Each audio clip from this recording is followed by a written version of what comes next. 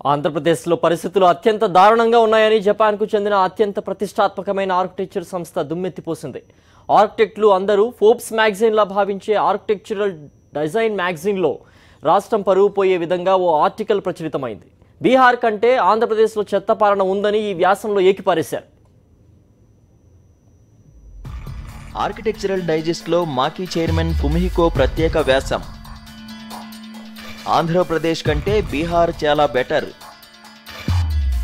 ఏపీలో మాకు వింత అనుభవాలు. సిఆర్డీఏని స్వతంత్రంగా పనిచేయనివ్వరు. రాజకీయ జోక్యం ఎక్కువ, అంతా గోప్యం. ఈజ్ ఆఫ్ డూయింగ్ బిజినెస్ ఒట్టి ప్రచారమే. అంతా అయోమయం, గజిబిజి వాతావరణం. లోపాయికారి ఒప్పందం ప్రకారమే అక్కడ ఎంపికలు. సినిమా డైరెక్టర్ని సంప్రదించాలట. పోస్టర్ అండ్ పార్ట్నర్కు మా అనుభవం తప్పదు.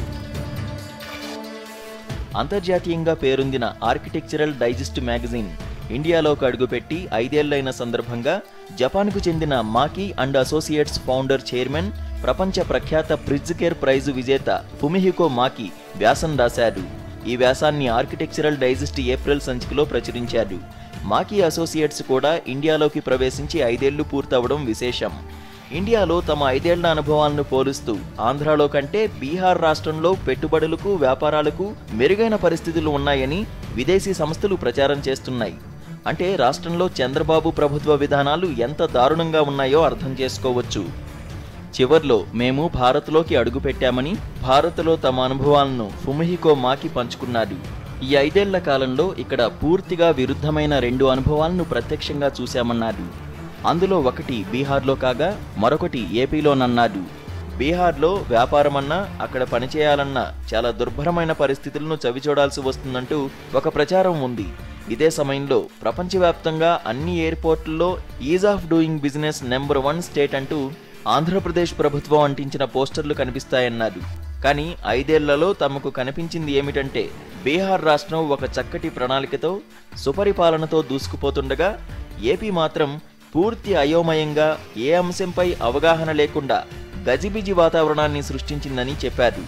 నిబద్ధత లేని విధానాలతో విశ్వాసం కోల్పోయిందని, అంతర్జాతీయ ప్రమాణాలతో బీహార్లో మ్యూజియం నిర్మించడానికి కాంట్రాక్టు చేజిక్కించుకోవడమే కాకుండా దాన్ని సకాలంలో పూర్తి చేశామని చెప్పారు.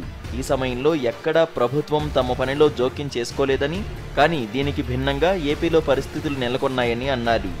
అమరావతి రాజధాని నిర్మాణానికి సంబంధించి తాము అందించిన డిజైన్లు ఎంపికయ్యాయి. అంతర్జాతీయ ప్రముఖులతో రాష్ట్ర ప్రభుత్వం ఏర్పాటు చేసిన జ్యూరీ మమ్మల్ని చీఫ్ ఆర్కిటెక్ట్స్గా ఎంపిక చేసింది. కానీ ఏమైందో ఏమో కానీ ఒకసారి మా డిజైన్లు ఎంపికైన తర్వాత జ్యూరీ మాయమైపోయింది. ఇప్పటి వరకు ఆ జ్యూరీ రిపోర్ట్ ప్రజలకు బహిర్గతం చేయలేదు. అంతేకాదు ఇష్టానుసారంగా సొంత అభిప్రాయాలను, సూచనలను ఇవ్వడం మొదలుపెట్టారు. ఒక స్పష్టమైన ఆమోద ప్రక్రియ లేకుండా పోయింది. ఈ రాజధాని వ్యవహారాలను పర్యవేక్షిస్తున్న ఏపీ సిఆర్డీఏ స్వతంత్రంగా పనిచేయడం లేదని, రాజకీయ ప్రయోజనాలతో ముడిపడి ఉన్న ఆదేశాలను పాటించడం తప్ప తామేమీ చేయలేమని ఆ సంస్థ ఉద్యోగులే తమతో ప్రైవేటు సంభాషణల్లో వెల్లడించారన్నారు.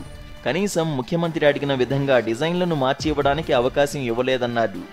2016 అక్టోబర్ 24న కారణాలు లేకుండా మమ్మల్ని తొలగిస్తున్నట్లు అధికారిక ఉత్తర్వులు ఇచ్చారు. మర్నాడే అంటే అక్టోబర్ 25న రిక్వెస్ట్ ఫర్ కొటేషన్స్ పిలవడం, డిసెంబర్లో లండన్కు చెందిన పోస్టర్ అండ్ పార్ట్నర్స్ను ఎంపిక చేయడం జరిగాయి. ఏ విధంగా ఎంపిక చేసింది బాహ్య ప్రపంచానికి తెలియచేయలేదు. ఇంతవరకు కొత్త డిజైన్లు ఏవీ ప్రజలకు చూపించలేదు. దీన్ని బట్టి ఇక్కడ ఏదో లోపాయికారి ఒప్పందం ప్రకారమే పోస్టర్ అండ్ పార్ట్నర్స్ను ఎంపిక చేసినట్లు తెలుస్తోందన్నారు. తాజాగా రాజధాని డిజైన్ల గురించి తెలుగు సినీ దర్శకుడు రాజమౌళితో చర్చించమని పోస్టర్ అండ్ పార్ట్నర్స్ను అడిగినట్లు తెలుస్తోందన్నారు. అంతర్జాతీయంగా ఎంతో పేరున్న పోస్టర్స్ ఈ గొడవలు ఏమీ పట్టించుకోకుండా పనిచేస్తుందా, లేక మాలాంటి అనుభవమే ఎదురవుతుందా అన్నది కాలమే చెబుతుందన్నారు. బీహార్తో ఇండియాలో అపారమైన వ్యాపార అవకాశాలు ఉన్నాయన్న భరోసా వస్తోంది. ఏపీ చేదు అనుభవాలను అందించింది. దీన్ని మేము ఒక గుణపాఠంగా భావిస్తున్నామన్నారు. ఇలాంటి ఉదంతాలతో భారత్ పేరు ప్రఖ్యాతలు అంతర్జాతీయంగా మసకబారే ప్రమాదముందని ఫుమిహికో మాకీ ఆ వ్యాసంలో పేర్కొన్నారు.